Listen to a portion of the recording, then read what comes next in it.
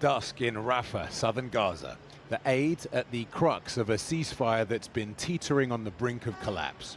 Desperate youths dodge trucks driving at speed, trying to clamber aboard to snag a precious bag of supplies. Tonight, there are reports negotiations are back on track, despite disputes over the detail of the fragile ceasefire, from the promised aid to whether both sides would agree to release their prisoners.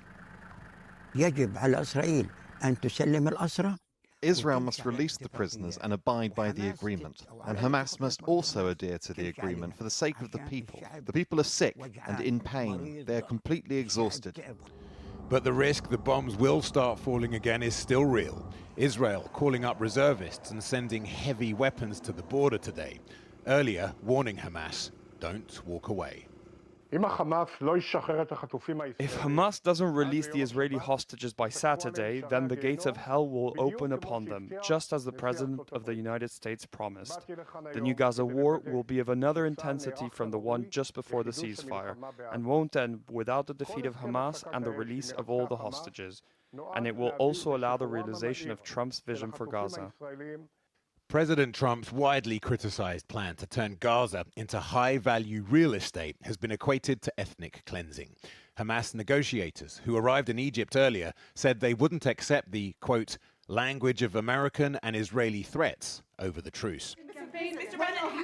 Last night, Trump met with the Jordanian king in Washington. I think the point is how do we make this work in a way that is good for everybody. Their clearly awkward meeting was followed today by King Abdullah and the Egyptian President Sisi, insisting Gaza should be rebuilt without displacing Palestinians. Across the Arab world, Trump's proposed Middle East Riviera is viewed with fear and incredulity. If President Trump continues with this method of pressuring the Gazans, the Arab world, instead of resolving the Palestinian issue with a just solution based on two states, he'll lead the Middle East into a new cycle of intense conflict between the Arabs and Israel. There are deep suspicions inside Israel, too. Prime Minister Benjamin Netanyahu was in court again today on corruption charges, overheard being asked by a bystander if he was sabotaging the hostage release deal. Many hostage families have long accused him of prolonging the war for his own political ends. Some of them in the US Capitol today, urging anyone who'll listen to help bring their loved ones home.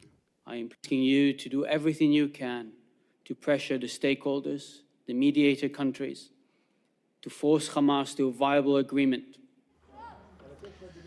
For hostage families and Palestinians, all the posturing, all the brinkmanship is terrifying. How many childhoods have already been crushed beneath Gaza's rubble? But as we go to air, there are signals. Hamas will release hostages as planned this Saturday. Well, with me now is Nomi Bar Yaakov, an international peace negotiator at the Geneva Center for Security Policy with decades of experience in conflict management. Good to have you in the studio. So it looks today as if the gates of hell will remain shut after all.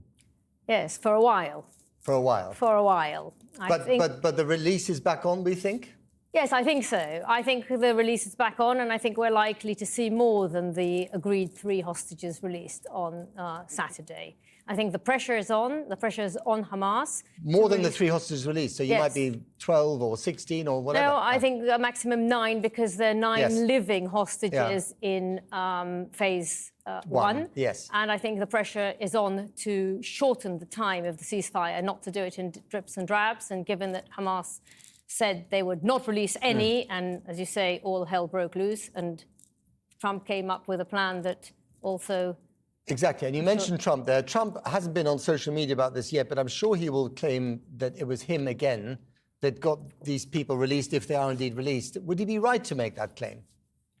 Do his threats work? His threats are very dangerous.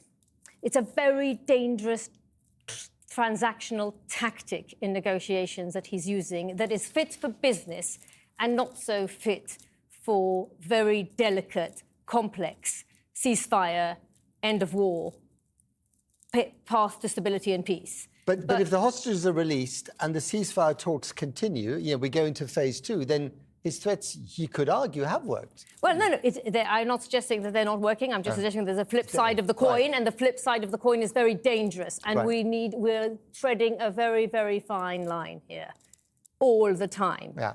And we need to really make sure we're continuing to tread that line moving forward, because if we fall, then all hell will break loose. And talking of fine lines, you could argue that the idea of kind of taking Gaza and shoving 2 million Palestinians from Gaza to Jordan and Egypt isn't exactly a fine line.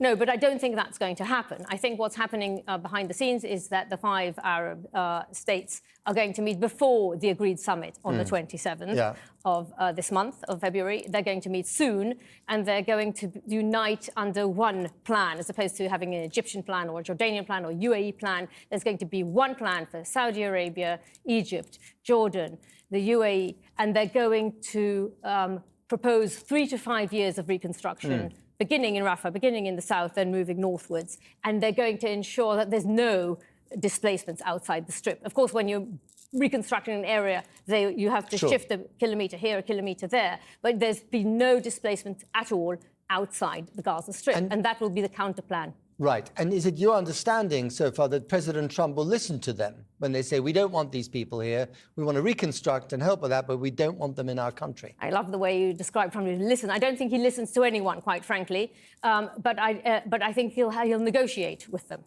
And I don't think that there is any way whatsoever that you can force an ethnic cleansing of 2.4 million Palestinians out of their homeland and call it the United States of America. I just don't think it can happen. Where did that idea come from, do you think?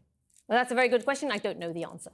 I mean, it's almost as if, you can't take the man out of real estate, or rather, you can't take real estate out of the man. He's obsessed with rebuilding the Gaza Strip and having a sort of Mar-a-Lago on sea. He's obsessed with money, with power.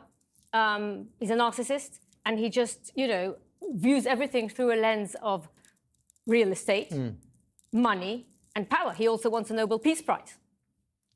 It's a status. Does indeed. It's a status. And in order to get that, he cannot expel one Palestinian from Gaza. Do you think he'll get the Nobel Peace Prize, yes or no? Maybe. Maybe. I'll hold you to that. Naomi Bayakov, thanks for coming to the studio.